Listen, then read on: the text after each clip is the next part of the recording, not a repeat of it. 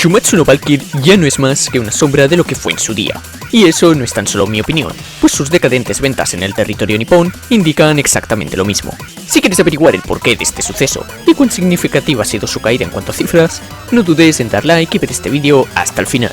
Han pasado ya 4 años desde que Adán puso al panteón de rodillas y a los humanos de pie tanto dentro como fuera de la pantalla. Por aquel entonces, Shumatsu no Valkyrie era apenas una joya oculta la cual recién se estaba dando a conocer.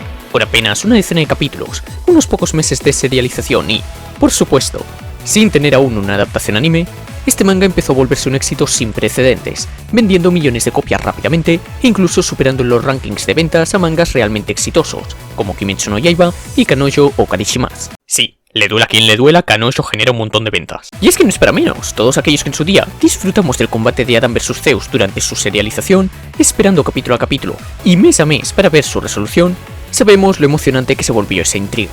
De hecho, el boom generado a partir de esa pelea, en conjunto con la trama tan característica de Shumatsu, llegaron al punto de revolucionar su propio género, siendo que, a raíz de ellos, decenas de mangas inspirados en premisas similares florecieron en cuestión de meses. Tenkaichi, Mahou Taisen, Tales of Destruction y Tokyo Duel son solo varios ejemplos de lo que digo. Todos ellos mangas centrados en un Battle Royale de peleas uno contra uno en las cuales el bando ganador obtendrá su deseo y los cuales incluso imitan el estilo tan característico de las portadas de Shumatsu. Y si bien para muchos esto puede ser visto como una simple copia, yo personalmente lo considero más como una muestra de que Shumatsu no Valkyrie realmente revolucionó el género de los Battle Royale, al punto de establecer su fórmula como el modelo a seguir.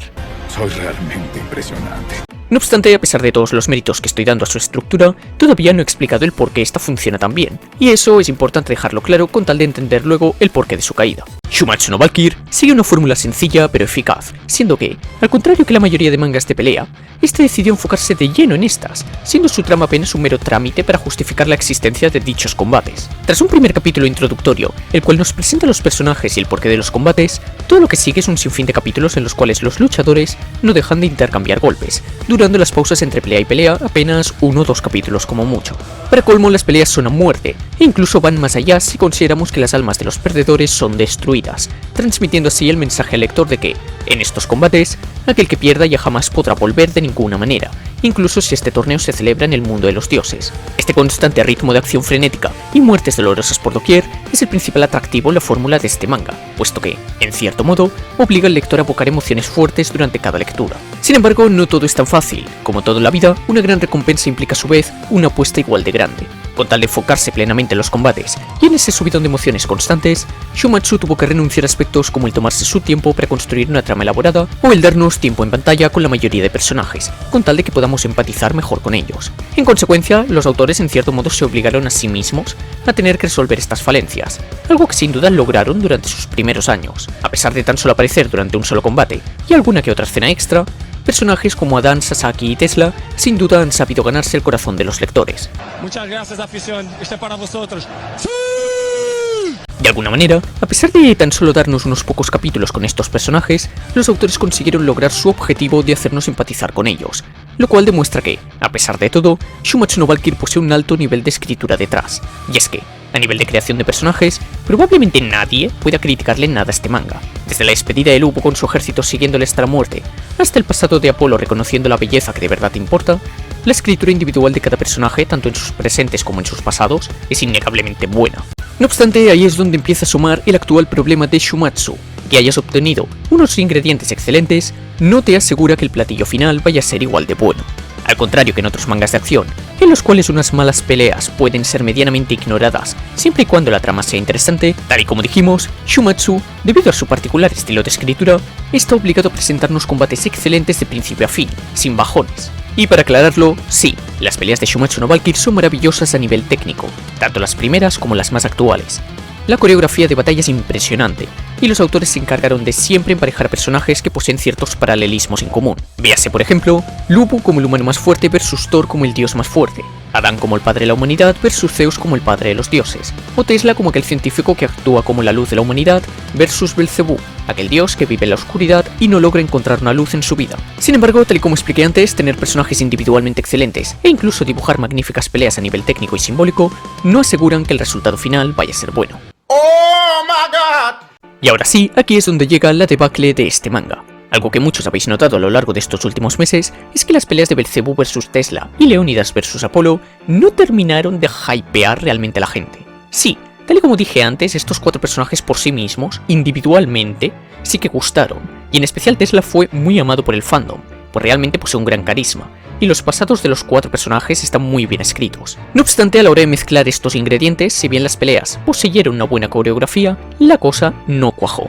Prueba de ello es como, a partir de las 2 peleas ahora mencionadas, Shumatsu empezó a vender muchos menos volúmenes, según indican los datos oficiales de Oricon. Mientras que el tomo 15 llegó a las 141.000 copias vendidas en 7 días desde su salida, el tomo 20 apenas llegó a las 99.500 en el mismo tiempo, realmente casi un tercio menos de ventas. Por otro lado, el tomo 14 llegó a casi 200.000 ventas en sus primeros 10 días, mientras que el volumen 20 ni siquiera llegó a 130.000 ventas, incluso en más tiempo.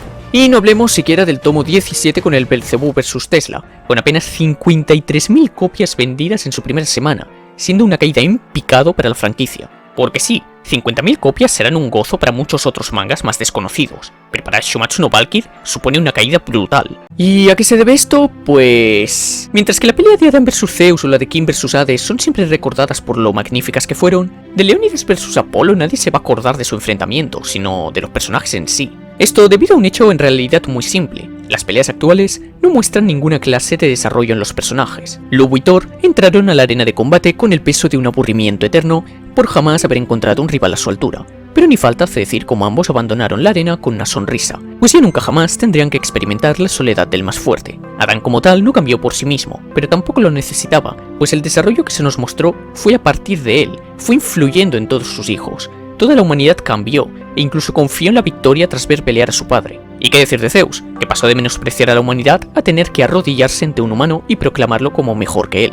Sasaki dejó de ser un perdedor y mostró cómo el compartir momentos con los demás da lugar a una experiencia superior a cualquier talento. Poseidón, por otro lado, descubrió el error en su forma de ser por las malas, y su muerte mostraría a los dioses que ellos no son tan invencibles como creían, además de servir como precursora para la aparición de Hades. Ya me jodería que el mejor desarrollo de Poseidón viniera en el combate de Hades y no en el suyo propio, pero bueno. Jack probablemente fue el personaje que más cambió de todos, tratando de cambiar el color del dios más justo, pero terminando por cambiar los suyos en su lugar. Heracles, por otro lado, no necesitó cambiar su forma de pensar, pues en su lugar sirvió como guía para un niño que había perdido el camino correcto por culpa de la niebla de las calles de Londres. Raiden Tamimon, el humano más limitado, aprisionado por su propio cuerpo, al fin pudo dar todo de sí en aquello que más amaba, el sumo.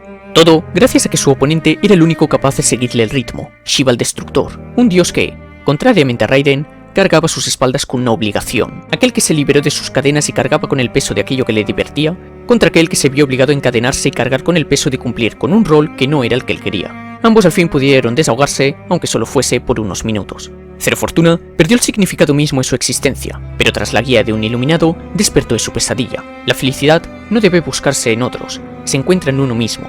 La venganza no te concederá la satisfacción que crees. Y el humano más egoísta de la historia encontró compañía en el mismo cordero descarrilado que salvó.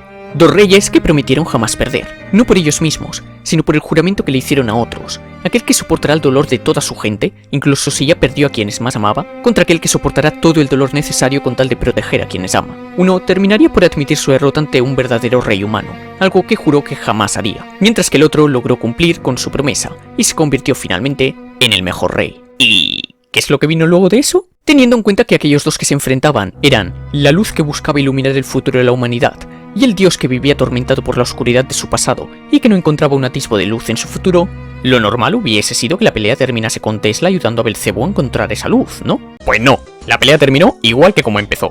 Sí, la coreografía estuvo buena, los pasados fueron geniales y los personajes carismáticos e interesantes, pero el combate como tal no marcó ningún desarrollo para nadie, siendo que tanto los dos luchadores como los espectadores empezaron el combate de la misma forma en que lo terminaron.